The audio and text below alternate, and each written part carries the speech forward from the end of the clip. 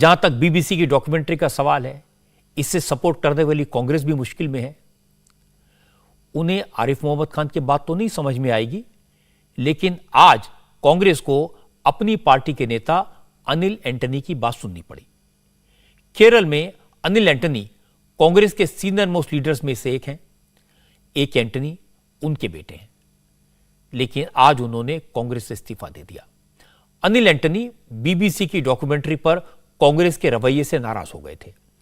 कल उन्होंने ट्वीट किया था कि बीजेपी के साथ उनके भी कई मुद्दों पर मतभेद हैं, लेकिन कांग्रेस जिस तरह एक स्टेट स्पॉन्सर चैनल को भारत की सर्वोच्च संस्थाओं की राय से ज्यादा अहमियत दे रही है, वो गलत है। अनिल एंटनी के मुताबिक बीबीसी भारत को लेकर हमेशा बायस्ड रहा है। जिस जैक स्ट्रॉ की ओपिनियन को इस डॉक्यूमेंट्री में अहमियत दी गई है, वो इराक वॉर के क्रिमिनल रहे हैं। इसलिए भारत के सुप्रीम कोर्ट से ज्यादा अहमियत बीबीसी को देना देश की संप्रभुता से समझौता करना है। कांग्रेस ने अनिल एंटनी से इस ट्वीट को डिलीट करने को कहा, लेकिन जब उन्होंने ट्वीट डिलीट नहीं किया तो चारों तरफ से गालियां पड़ने लगी, प्रेशर बनाया गया। फिर अनिल एंटनी ने कांग्रेस से इस्तीफा देना ही बेहतर समझा।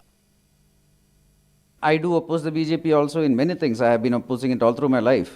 However, when it comes to certain things, especially what concerns our core national interest, our sovereignty, our security, our strategic interests, any of our core interest, I do think that we shouldn't be playing with fire, because this is compromising a lot of things for which there will be a lot of long-term ramifications. So this is why when it came to the BBC documentary, I did say that it comes from certain place and we should be a little cautious about it, and it was a very innocuous and observation, I would say. Anil Antony लगभग वही बात कही जो आरिफ मोहम्मद खान ने कही है। अब Anil Antony क्यों इंपॉर्टेंट है? क्योंकि वो एक ही एंटनी के बेटे हैं। एक एंटनी करीब 6 दशक से कांग्रेस में है, केरल के मुख्यमंत्री रहे, कांग्रेस की सरकार में रक्षा मंत्री रहे, नेहरू गांधी परिवार के करीबी माने जाते हैं और इस समय कांग्रेस के सीनियर मोस्ट लीडर्स में से एक हैं। ऐसे में अगर उनके बेटे को कांग्रेस से इस्तीफा देना पड़ा तो पार्टी को इस पर सोचना चाहिए, लेकिन कांग्रेस को उससे कोई फर्क नहीं पड़ता। राहुल गांधी तो खुलकर बीबीसी की डॉक्यूमेंट्री को सपोर्ट कर रहे हैं। राहुल गांधी का कहना है कि सरकार चाहे जितने बैन लगा ले, लेकिन सच सामने आ ही जाता है। If you read our scriptures, right? If you read Bhagavad Gita or you read the Upanishads, you will see in it it's written that the truth cannot be hidden. The truth always comes out. So you can ban, you can suppress the press, you can control the institutions, you can use CBI, ED, all this stuff. But the truth is the truth. Truth shines bright. It has a nasty habit of coming out. So no amount of banning and oppression and frightening people is going to stop the truth from coming out. लेकिन problem यह है कि कांग्रेस के लोग Anil Antony को क्या जवाब देंगे? वो भी अपनी बात कहने की कोशिश कर रहे थे, उनकी आवाज सप्रेस करने की कोशिश क्यों की गई? जहां तक बीजेपी का सवाल है, बीजेपी का कहना है कि यह डॉक्यूमेंट्री सच दिखाने के लिए नहीं बल्कि एजेंडा चलाने के लिए बनाई गई है। गिरिराज सिंह ने आज कहा कि देश में एक नया ट्रेंड चल पड़ा है। मोदी का विरोध करते करते देश की संस्थाओं का विरोध होने लगा है।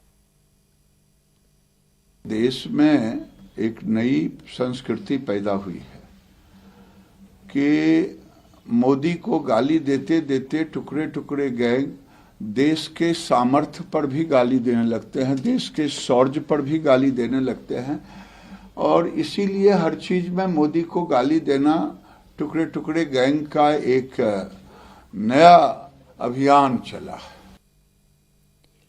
ये सवाल सिर्फ नरेंद्र मोदी का नहीं है, देश की सबसे बड़ी अदालत के फैसले का है, देश के आत्मसम्मान का भी है।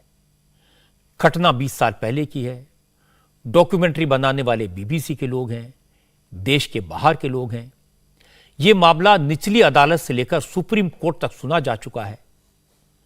जो लोग इस डॉक्यूमेंट्री में फीचर हुए हैं, उनके विचार भी अदालत के फैसले के बाद बदल चुके हैं।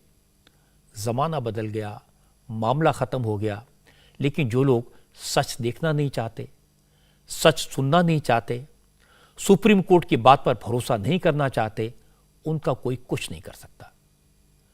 जो लोग मोदी को अब तक चुनाव में हरा नहीं पाए, उन्हें बदनाम करके खुश हो लेते हैं। बीबीसी की इस डॉक्यूमेंट्री की पब्लिक स्क्रीनिंग कराने के पीछे वही लोग हैं जो सीएए के प्रोटेस्ट के पीछे थे। ये वही ताकतें हैं जो किसान आंदोलन को हवा देने में लगी हुई थी। इनका अपना एक इकोसिस्टम है जिसकी गूंज जेएनयू से लेकर जादवपुर यूनिवर्सिटी तक सुनाई देती है।